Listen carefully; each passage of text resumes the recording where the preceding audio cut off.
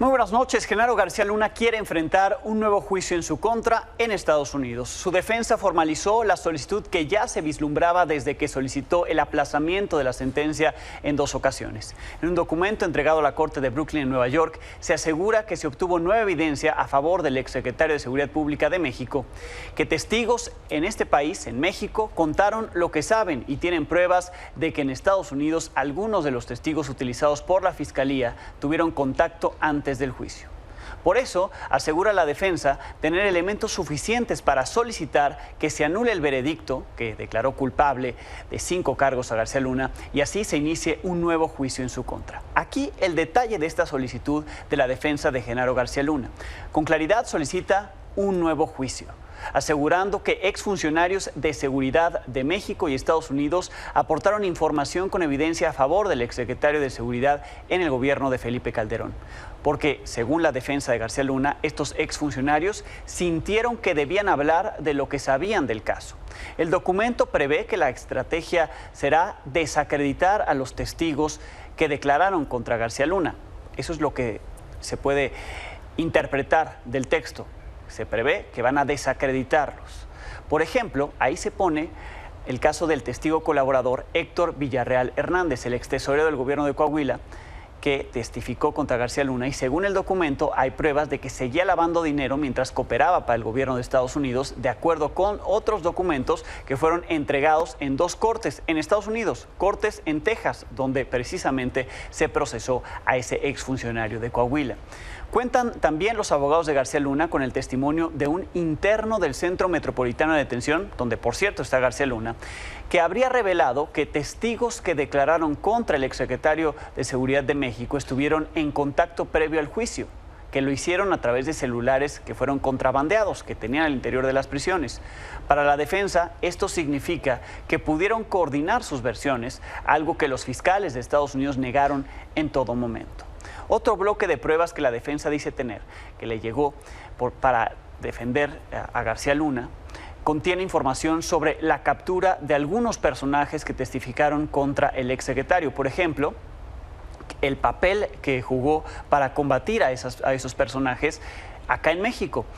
Evidencia de reuniones que tuvo con funcionarios estadounidenses. La defensa de García Luna explicó que habló con algunos testigos que manifestaron miedo a represalias en México y que por eso no habían hablado antes del juicio, pero que al concluir ahora intentan remediar lo que consideran será una condena injusta. El abogado de Genaro García Luna acusó al gobierno de Estados Unidos de haber violado el derecho de su cliente a una defensa justa al esconder información sobre procesos anteriores de sus testigos colaboradores y considera estas violaciones suficientes para que se inicie un nuevo juicio. El texto indica que si esto no es suficiente para anular el veredicto e iniciar un nuevo juicio, el gobierno de Estados Unidos confirmaría una condena injusta a pesar de que los testigos le mintieron al jurado. Hasta este momento no ha habido una respuesta. Quien tiene que responder es el juez Brian Cogan. Por lo pronto, para marzo, sigue programada la sentencia contra el exfuncionario mexicano. En este año, pasando el juicio contra García Luna, en marzo, conversé con el abogado de García Luna, con César de Castro, quien adelantó el proceso con el que ahora se está exigiendo un nuevo juicio. Así lo explicó entonces. Before the sentence comes out, are you planning to file any motion on behalf of Mr. García Luna? For example, I don't know, letters of some witnesses, family members? So that could come in two different forms. Right now, the court has set a schedule for us for any post-trial motions. And what that means is that we can file a motion challenging the conviction with this judge. That's Judge Brian M. Cogan. We could file a motion to what we call it, set aside the verdict, meaning have a decision to say, well, the jury has convicted Mr. Garcia Luna, but we are asking you, Judge, to say no and throw out the conviction. That doesn't happen very often, and we don't always file those motions. However, another motion that can be filed before sentencing is a motion to set aside that verdict based on new evidence. And that would come in the form of, it can come in any form. And so I'm not saying today that we have new evidence that shows Mr. Garcia Luna's innocence. but we certainly would be trying to develop that evidence and try to develop anything we can to challenge the conviction and prove his innocence. Okay, so you can do it, but you don't have right now the information. That's correct. Okay, and someone And if I may, I'm sorry to interrupt you, Alejandro. Yes. But we also have a lot of time, and we can develop that evidence within 3 years to file that motion. Okay. Just so your viewers are clear, it doesn't have to be filed within tomorrow or the next day or 14 days. It can take some time to develop, and we can then maybe file a motion if we can find new evidence that could lead to his innocence, or even an error, or that one of the witnesses was lying. Bien, pero lo hicieron antes de esos 3 años que dice que tenían y consiguieron esas pruebas según el documento que presentaron hoy ante la Corte de Brooklyn en Nueva York. ¿Cómo llegamos a esto? El juez Brian Cogan ya concedió el aplazamiento de la sentencia de García Luna en 2 ocasiones. Estaba programada primero para el 27 de junio, luego la pasó para el 27 de septiembre y ahora es el próximo 1 de marzo de 2024. Y ocurrió después de que la misma defensa, el abogado César de Castro, solicitó tiempo para analizar y entregar más pruebas a favor de su cliente. La Fiscalía ha rechazado estos aplazamientos desde julio, pero el abogado de García Luna asegura que este aplazamiento no afecta a nadie más que al acusado, a García Luna, que está detenido en el centro metropolitano, allá en Brooklyn, y que está esperando la sentencia en su contra. El exfuncionario está preso en Estados Unidos, fue declarado culpable, recordemos, por conspiración para tráfico de cocaína, delincuencia organizada y dar declaraciones falsas por sus presuntos nexos con el cártel de Sinaloa y los Beltrán Leiva. Y hablando de García Luna, ayer le informaba acá de una de sus familiares, la detención de Gloria García Luna, hermana del exsecretario de Seguridad Pública. Su audiencia estaba programada para las 11 de la mañana, pero hubo un retraso porque no había sido trasladada al penal del Altiplano. No se han dado más detalles sobre la detención ni esta audiencia inicial en su contra. Está acusada de delincuencia organizada y lavado de dinero por sus presuntos nexos con una red de corrupción que consiguió, según la acusación, 5,000 millones de pesos en contratos para prisiones federales. Vamos a más información del día.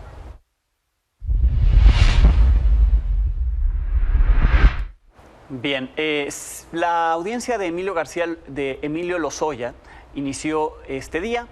Sigue, han habido varios recesos. Ahí la defensa busca cambiar las medidas cautelares para que el exdirector de Pemex pueda llevar su proceso en libertad.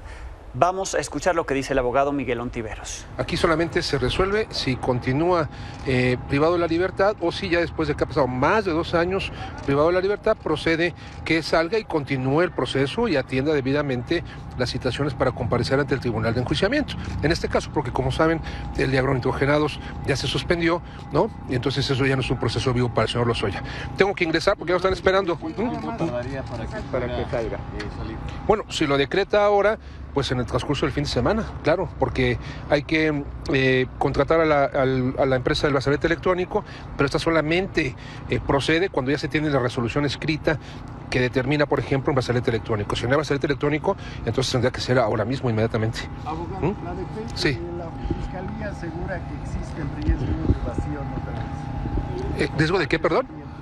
La Fiscalía... No, para nada. No, es que ya declaramos al señor juez que Emilio jamás se evadió, que ha estado cumpliendo desde que renunció a su juicio en España permanentemente con todas las citaciones que se le ha dado, que ha colaborado con la Fiscalía General de la República, pero...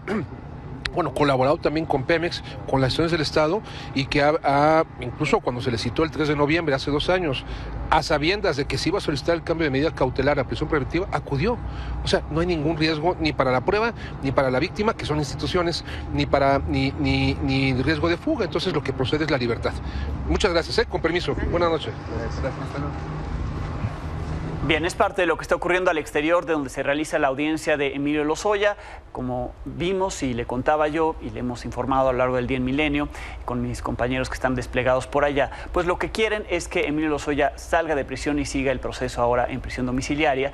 Parte de lo que argumentan es que no hay riesgo de fuga, que la prisión no se justifica, la prisión oficiosa no se justifica y por lo tanto debe seguir su proceso en otra o con otra medida cautelar, además de que ya han echado abajo varios de los procesos en su contra. Ahí está la disputa entre lo que la Fiscalía General de la República quiere que permanezca detenido mientras se resuelven los casos en su contra y lo que la defensa solicita, que ya no esté en el reclusorio norte. Hoy se cumple un año del intento de homicidio al periodista Ciro Gómez Leiva mientras conducía de regreso a su casa tras su noticiario nocturno. Hasta ahora se desconoce quién es el autor intelectual. Desde aquella noche hay 14 personas señaladas como presuntos implicados en el caso. Uno de ellos es Armando, alias El Patrón, el presunto líder de la célula que perpetró el ataque, quien habría organizado a los sicarios. Sobre él, esta mañana tuvo una audiencia en la Corte Federal de Distrito, en el Distrito Este de California, allá en Estados Unidos, en la que una jueza determinó que continuará en prisión. Consideró los argumentos aportados por la Fiscalía General de la República, que es la que lo acusa, sobre su presunta actividad delictiva y criminal que refleja el riesgo por su peligrosidad de quedar en libertad. Sobre el caso criminal que lleva Armando El Patrón en Estados Unidos por el delito federal de fraude migratorio, continuará ese proceso en enero del 2024 en fecha por determinarse. La Fiscalía General de la República pide que sea extraditado a México para que venga a rendir cuentas por el intento de homicidio contra Ciro Gómez Leiva. En otro caso, los dos presuntos implicados en el homicidio de Jesús Rafael, conocido como Rafa Wayne, o el Uber más famoso de Ciudad Juárez, fueron vinculados a proceso por los delitos de homicidio calificado, robo agravado, homicidio calificado en grado de tentativa y robo de vehículo. Es decir, ya se les integró a la acusación los delitos por los cuales Rafa Wayne murió, no solamente la aportación de drogas y armas con los cuales lo llevaron primero ante un juez. Recordemos que estas dos personas son menores de edad, por lo que se les impuso una medida cautelar de internamiento. En la audiencia de vinculación, la Fiscalía Estatal expuso datos que afirma probar que luego de matar a Rafael abordaron otro vehículo de servicio de plataforma a cuyo operador despojaron de sus pertenencias e intentaron disparar, no obstante que el arma se encasquilló. Antes de darse a conocer esta resolución, amigos y familiares de Rafa Wayne le dieron el último adiós, además de que ahí pidieron justicia. De tus padres, de tu esposa, de tu niña y tu hijo, de todos tus amigos, todos los que te apreciamos, velando por tu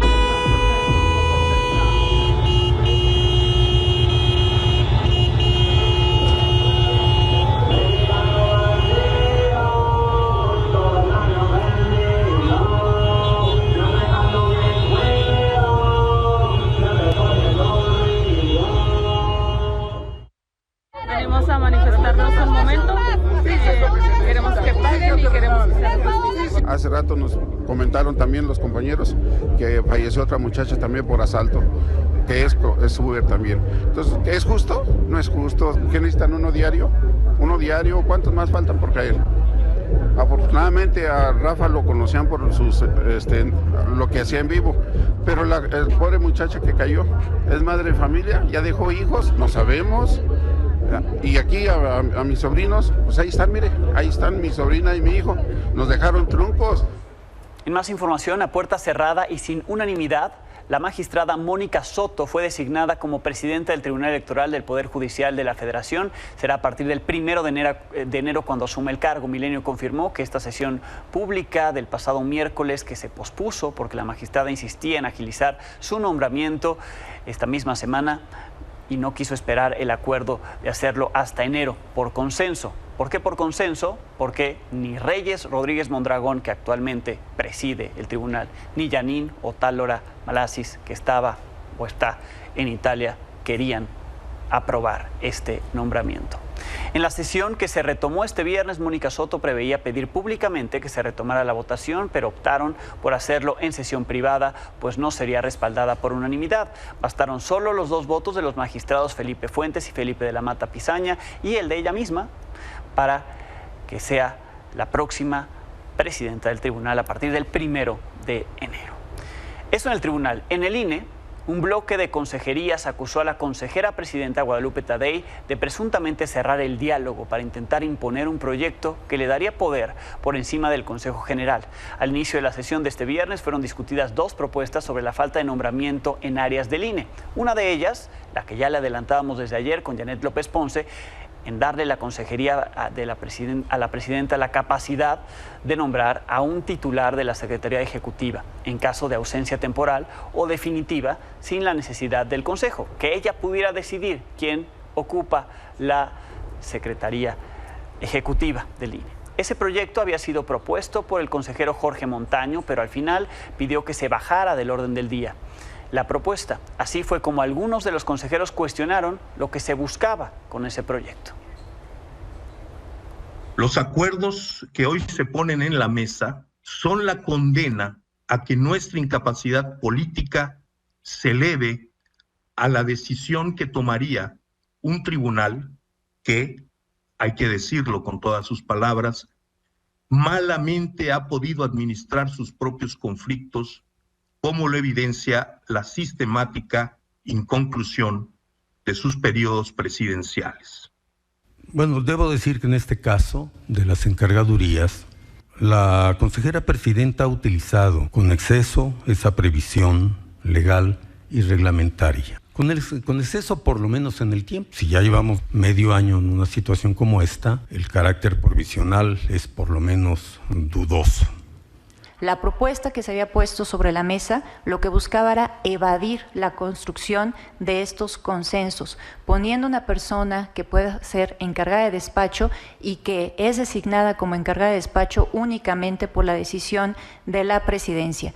Nosotros hemos tenido también pues algunas experiencias no gratas en donde se ha puesto a consideración de las y los consejeros electorales personas para ocupar la titularidad de alguna área y cuando se dice que no existe el consenso, al día siguiente amanecen como encargadas de despacho a través de un oficio. Me parece que era completamente ilegal lo que se estaba proponiendo en el punto 30 del orden del día. El segundo proyecto que fue discutido pero que no fue removido del orden del día es el que plantea dar 30 días para que presenten propuestas competitivas que serán sometidas a consideración del Consejo como indican las normas internas y legales para que en 2024 se tenga la estructura electoral completa. El proyecto será el último punto que se discuta en esta sesión. De hecho, la sesión ahí, como la vemos, continúa. Fue inaugurado el tramo Campeche-Cancún del Tren Maya. A partir de mañana inicia operaciones ese tramo. Hoy el tren de 4 vagones al que se subió el presidente con invitados, incluida la prensa, también los que cubren presidencia, tardó 6 horas y media en llegar de Campeche a Cancún porque hizo una parada de media hora, más o menos media hora 40 minutos en Mérida, donde el presidente también inauguró la parada del tren ahí y además todo un sistema de transporte intermodal que inauguró junto con el gobierno estatal. Así fue como se inauguraron los trabajos del Tren Maya, que le repito es un primer tramo hasta febrero del próximo año, es que se abre en su totalidad.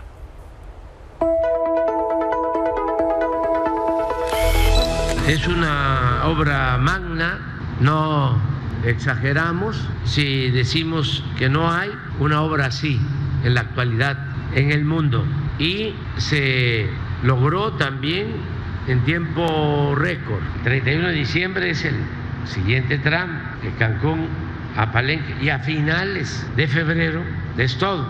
Y este gran proyecto en el que participan nuestros ingenieros militares coordinadamente con las empresas que construyeron el tramo ferroviario que hoy se inaugura, contribuirá al desarrollo colectivo, al progreso nacional, a la seguridad y sobre todo al bienestar del pueblo de México. La Secretaría de la Defensa Nacional ha dispuesto un despliegue operativo mediante 3 ejes para proporcionar seguridad, por medio de destacamentos, patrullaje a lo largo de la vía y seguridad a bordo de los trenes, destinando más de 2.800 efectivos a la seguridad del Tren Maya. Un hecho histórico para nosotros como empresa muy importante. Tuvimos 0 accidentes con más de 4.600.000 horas de trabajo. Simplemente informar que los sistemas de vía están completamente terminados y la totalidad de las 193 obras que incluyen obras de drenaje, pasos de fauna, pasos ganaderos, pasos peatonales, pasos vehiculares y las 2 estaciones. Cuando el hombre llegó a la luna, la mayoría de los comentaristas de radio y de televisión dijeron casi al mismo tiempo: detengan su reloj, con la idea de que ese momento se guardara para siempre en la historia. Yo me atrevería a decir lo mismo del día de hoy, 15 de diciembre del 2023. Entonces, sí, y vamos a procurar que no haya costos elevados. Ya quedamos con el general Águila de que el pasaje en el tren va a estar siempre, aunque sea poquito, porque es bendito, siempre abajo del autobús.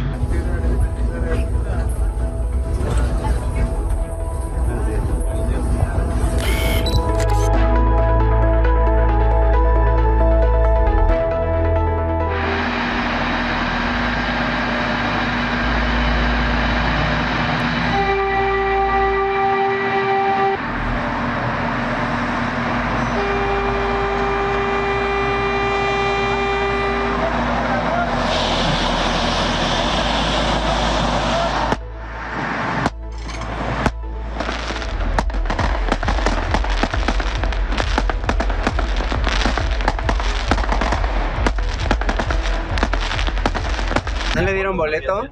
¿Le dieron boleto, presidente? Para acá. Ahí está. Presidente. Bueno que nos acompaña, todas, todos, y ojalá y no haya preguntas. ¿Ya se sabe de cuánto más o menos va a quedar la inversión para el Tren Maya? Pues no tengo el dato, creo que este tramo como 60,000 millones, deben de ser como 200, 300,000 millones, no tengo el dato exacto.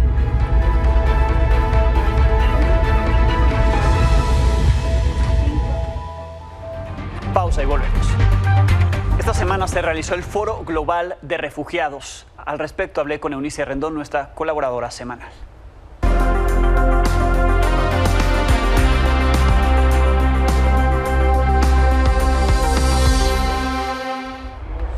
Me acompaña Eunice Rendón con su visión migratoria como cada semana. Eunice, bienvenida.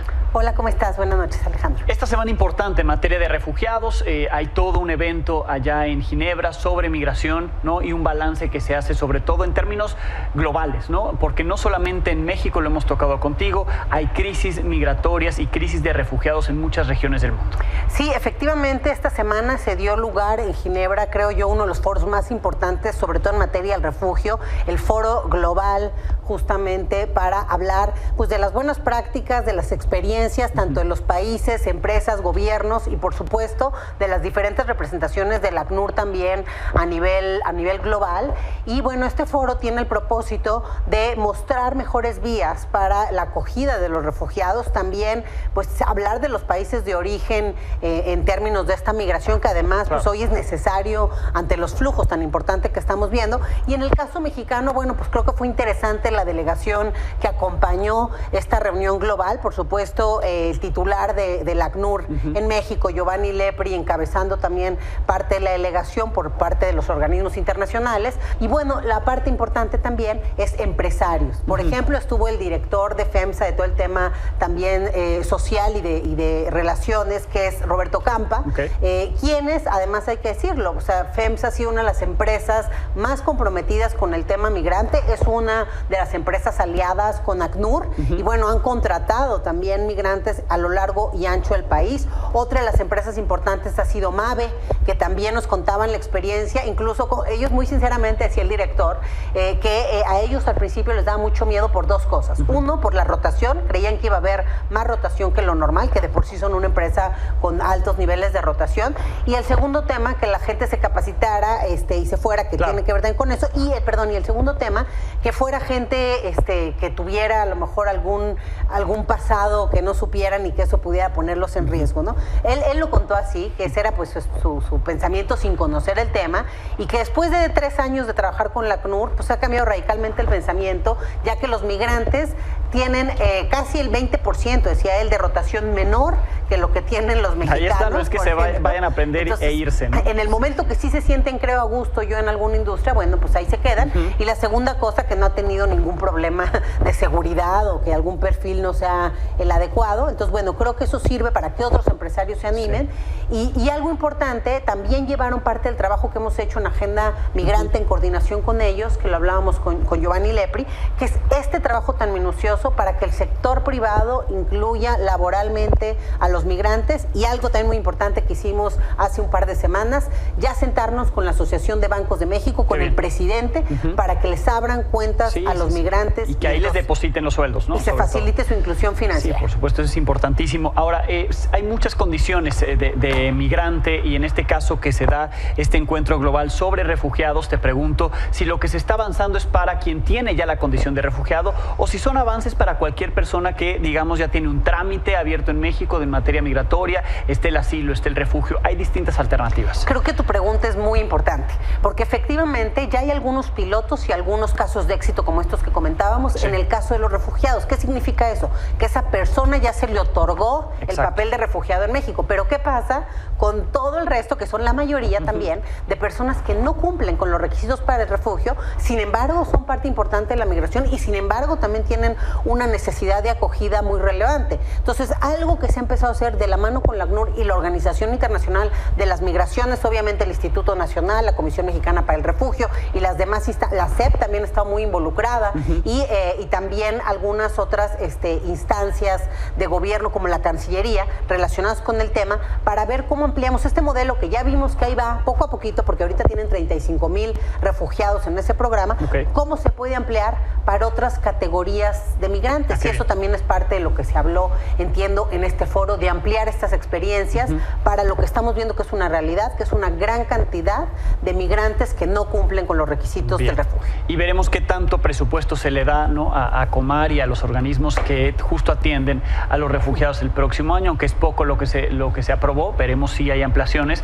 sobre todo ante la demanda, ¿no?, porque ya se ve esta crisis de la que comentábamos desde la semana pasada. Los albergues están saturados, pero no solamente están en los albergues, no, se ve una crisis en la zona, en la región. Bueno, la propia gobernación, que también acompaña esta delegación, pues justamente la Comisión Mexicana para el Refugio, su propio titular, ha dicho los retos que tienen y cerraron este año, están cerrando con casi 140,000 solicitudes de refugio, lo que nunca habíamos visto. Y bueno, eso se tiene que traducir, por supuesto, en mejores políticas de acogida, en mayor presupuesto para revisar, ahora sí que con los tiempos legales las solicitudes, porque muchas veces, aunque son 3 meses legalmente, pues esto se tarda mucho más, como lo hemos dicho en este espacio. Y sobre todo creo que lo más importante de esta reunión global y de esto que hemos comentado es: hay que transitar de la visión de la securitización, la militarización y la amenaza a modelos prácticos que integren y nos convengan a todos. Por supuesto, Eunice, como siempre, muchísimas gracias. Muchas gracias a ti, Alejandro. Eunice Rendón y su visión migratoria en Noticias 21 horas.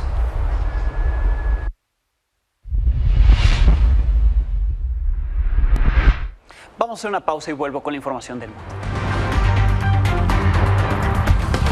Los ataques contra las fuerzas de defensa de Israel confirmaron este viernes que mataron por error a 3 rehenes durante su ofensiva en Gaza, tras haberlos confundido con una amenaza. Así lo explicaron, son integrantes de la defensa de Israel. במהלך הקרבות בסג'איה, כוח צה"ל זיהה בשוגג 3 ישראלים חטופים כאיום. כתוצאה מכך, הכוח ירה לעברם והם נהרגו. לאחר הירי, במהלך סריקה ובדיקה, עלה חשד מיידי לגבי זהות ההרוגים, וגופותיהם הועברו במהירות לבדיקה בארץ, ושם זוהו החטופים.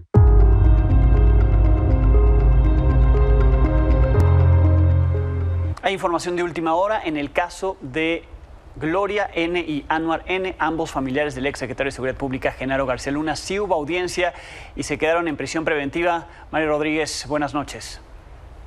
Excelente noche, Alex. Como bien detallas, estas 2 personas relacionadas con el exdirector de Seguridad Pública, Gerardo García Luna, bueno, pues permanecerán precisamente en prisión preventiva justificada. ¿Qué fue lo que sucedió? Fue una audiencia que en principio estaba programada para las 11 de la mañana de este viernes en los juzgados federales del Altiplano en el municipio de Almoloya de Juárez, aquí en el Estado de México. Sin embargo, fue atrasada. ¿Qué fue lo que sucedió? Bueno, pues en el caso particular de Gloria N., estaba internada precisamente precisamente en el penal de Morelos, un centro federal de readaptación social femenil. Sin embargo, no pudo llegar a tiempo, toda vez que, bueno, pues hubo alguna diferencia de horario en su excarcelamiento, y bueno, pues hasta las 16 horas, hasta las 4 de la tarde, fue que comenzó esta audiencia. ¿Qué fue lo que sucedió? Bueno, la Fiscalía General de la República virtió algunos comentarios, específicamente hizo algunos señalamientos de manera muy puntual, y es que dio a conocer cómo es toda esta red de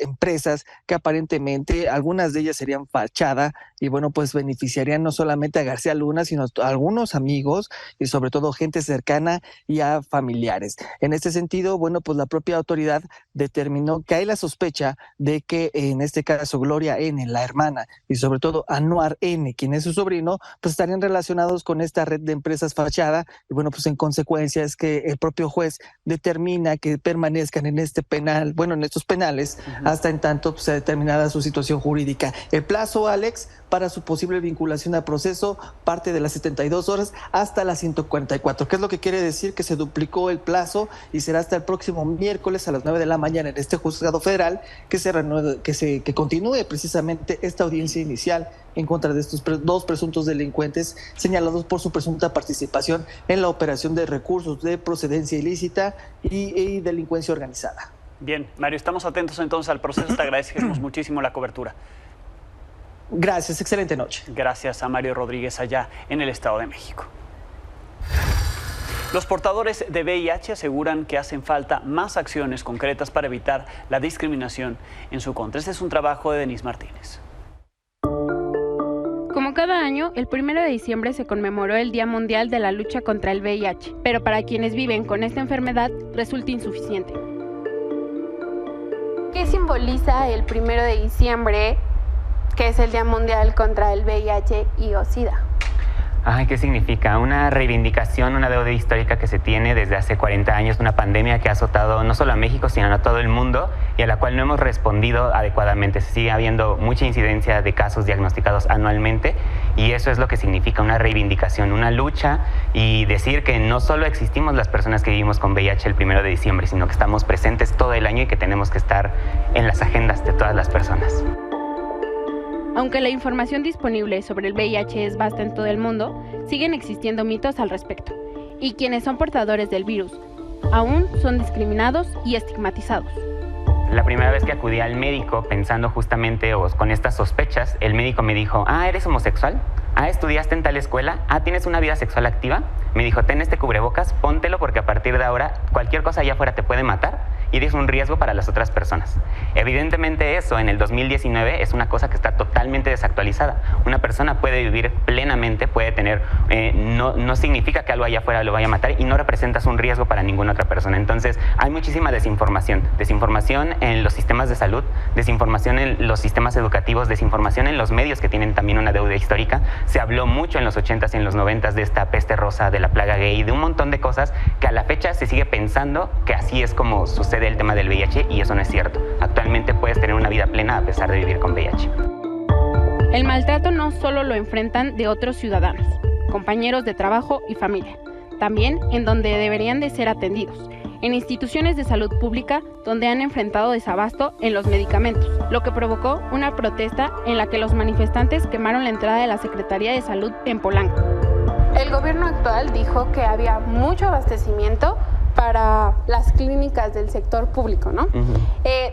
¿Esto es cierto? ¿Es mentira? ¿Te ha tocado desabasto de las medicinas? ¿Cuánto es que cuesta una medicina si la compráramos en un sector privado? ¿Qué pasa con la medicina? Claro. Bueno, lo primero es que el medicamento es completamente gratuito en todo México. Es un derecho el acceso al medicamento gratuito. Esto puede ser, si tienes un seguro social, puedes acceder a través de ahí, o si no lo tienes, hay ciertas instituciones del sector salud que pueden brindártelo. Todo es completamente gratuito, desde la atención, las pruebas, el diagnóstico, el tratamiento, todo es completamente gratuito. Sin embargo, es cierto que hay muchos espacios donde, si bien hay un desabasto, hay cierto porcentaje de la población, menos del 10% que está en desabasto, sí también hay otros espacios en los cuales se les están dando medicamentos caducos. Entonces puede que no nos reporten a través de Cencida, que es el órgano que regula todo esto a nivel nacional, es el órgano que se encarga de esta distribución de medicamentos, puede que no reporten que haya un desabasto, porque puede que estén abarcando a todos, no es cierto, pero sí hay la certeza de que se está también entregando un medicamento que está caduco y que evidentemente las personas no pueden consumirlo, y principalmente para las personas, en este caso de infancias viviendo con VIH. Hay personas, tanto adultas mayores, pero también hay infancias de 8, 9, 10, 12 años que viven con VIH y son a las que se les están dando este tipo de medicamentos que están caducos. Sin embargo, el gobierno federal niega que haya desabasto y asegura que quienes requieren atención médica la han recibido. Para Milenio Noticias, Denise Martínez.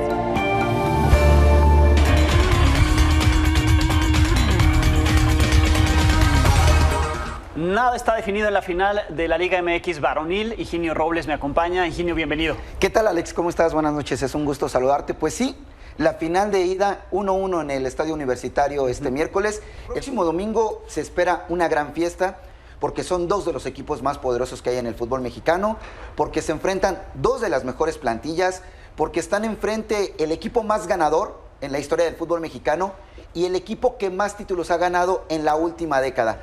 Dos equipos muy poderosos deportiva y económicamente, dos aficiones muy pasionales, los boletos están agotados, entonces realmente se espera que pueda ser una gran fiesta en el Estadio Azteca. América tiene 5 años que no gana un título de liga. 5 años. Eso para el equipo que se jacta de ser el más ganador es mucho tiempo.